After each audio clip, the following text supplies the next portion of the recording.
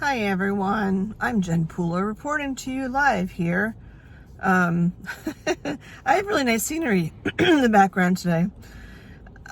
So what I would like to talk about today is, I'm not good at one sentence things, is the need to kind of go back to single tasking and slowing down and not caring as much. That's the big thing, is just not caring as much. When you're like way past the super crazy immediate time of the cancer diagnosis. I feel like the cars are distracting me, but I need to just let it go. Let it go. So I just came from the eye doctor, and I feel like I'm at the doctor's all the time. And I've been very resigned lately. I've been negative, definitely glass half empty. I can't say that I've been sad. I don't think I've really been sad. That Lupron hasn't, the week before Lupron hasn't come yet. But I also realized that I'm trying so hard to be everything that I was before my breast cancer diagnosis. Like, to go back to life the way it was, because everything is going so well. I mean, yes, I still have the shots and all that stuff. That's distracting, sorry. But like, or maybe not, I don't know. I'm caring too much about what my backdrop looks like. And it's driving me nuts. I'm not getting enough sleep. I'm focusing on the wrong things. Like today, I look decent today. I flat ironed part of my hair this morning. I haven't eaten breakfast, so I have to have be super aware of timing before I get a parking ticket.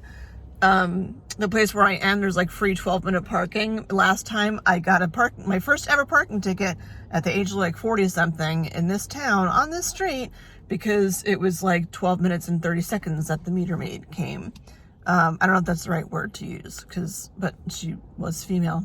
Anyhow, I'm running myself ragged trying to like do so much and go back to like who I was before and the things that I did before that I thought would like bring me joy. And each little thing that I'm doing, I'm realizing just is not bringing me joy.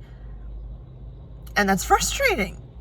And I feel like there's this life lesson in it that like, yes, you're not the same person afterwards, but you want to hold on to certain things from like who you were before, because like the good things of who I was before, I would like to have come back.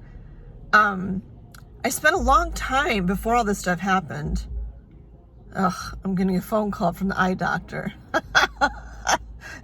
Oh, by the way, something's wrong. I'm not answering that. I'm sure it's not a big deal, but whatever. It's just something else. So yeah. So reflecting back on the not caring part, I'm focusing so much on what I look like.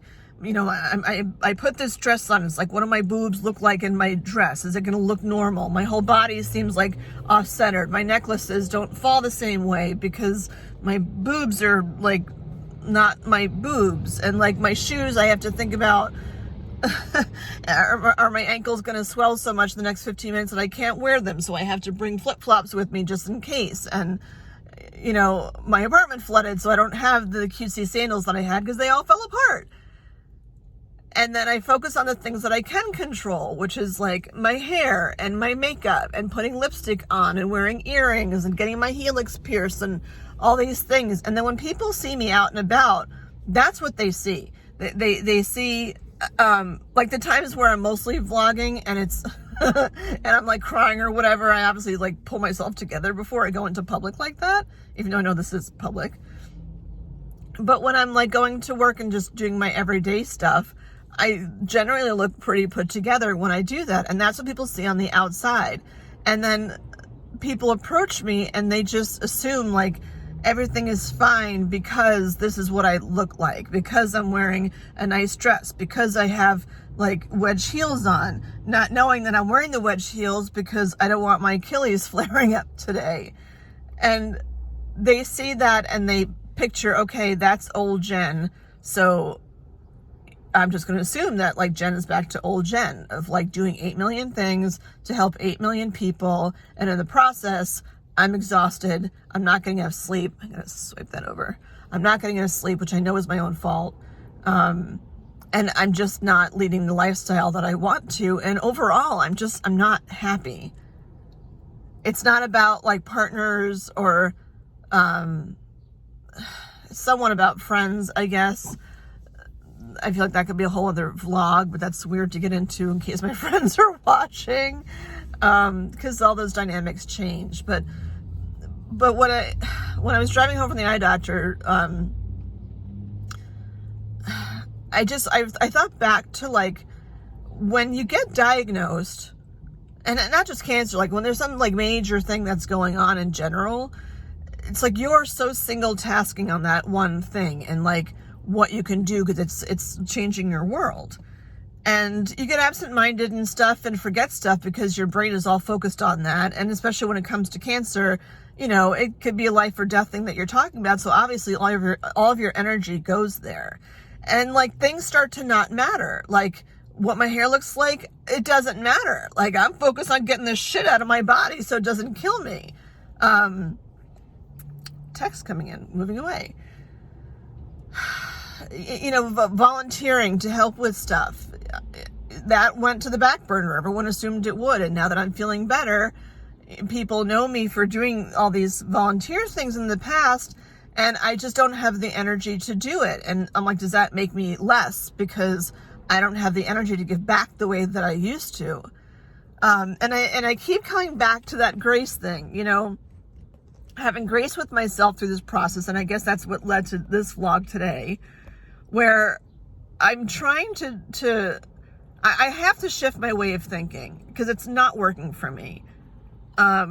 I don't like being tired all the time. I don't like not knowing or having expectations. I don't like not knowing who I'm supposed to be. I don't like, you know, not being sure of what the expectations are of, like, even just going to work, carrying my laptop on my shoulder. Am I going to hurt my shoulder? I actually have bruises on my arm from the purse that I've been wearing. Is like a handheld one, and I put it in the crook of my arm, and it's leaving me black and blue marks. Not that it's that heavy, it's just that I bruise more easily on the meds.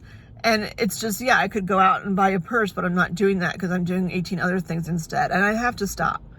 I did the fundraiser yesterday, the kayaking thing, and I don't regret that for a second. Like, I was so glad to be back on the water, and I'm so glad, knock on wood, that my body has not been super, super crazy. I was tired.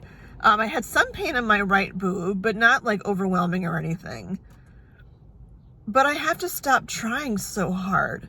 And I say that to other people all the time, and I'm just not doing it. And I need to.